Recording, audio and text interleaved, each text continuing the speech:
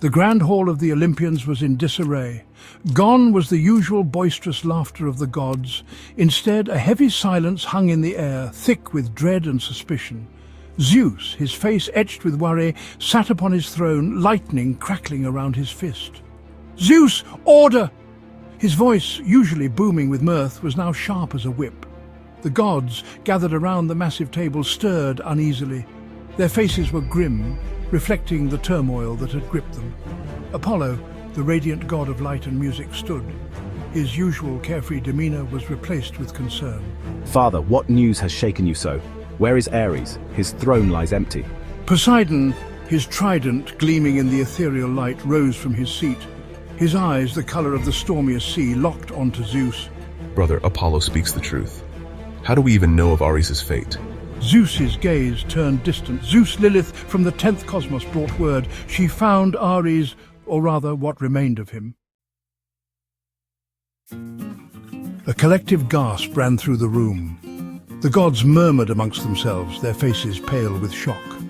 Ares, the god of war, was invincible on the battlefield. What manner of force could have struck him down? Hades, his presence sending a chill through the hall, slammed his fist on the table. Who dares defy the Olympians? This act will be avenged. We must find the murderer and unleash the fury of the underworld upon them. Athena, her grey eyes shimmering with wisdom, spoke, her voice calm amidst the rising panic. There are but two ways to kill a god, brother. The river Styx, or Zeus, the claws of a beast from beyond the veil. Zeus finished, his voice heavy. He shook his head slowly. Zeus, the river remains undisturbed. Whatever ended Ares' life, it is something ancient, something powerful. Poseidon declared, rising from his seat, his hand resting on the butt of his trident. Then we search. We scour the mortal realm, the hidden corners of the earth, and the deepest depths of the sea. We will find the beast responsible. As if on cue, a tremor shook the hall.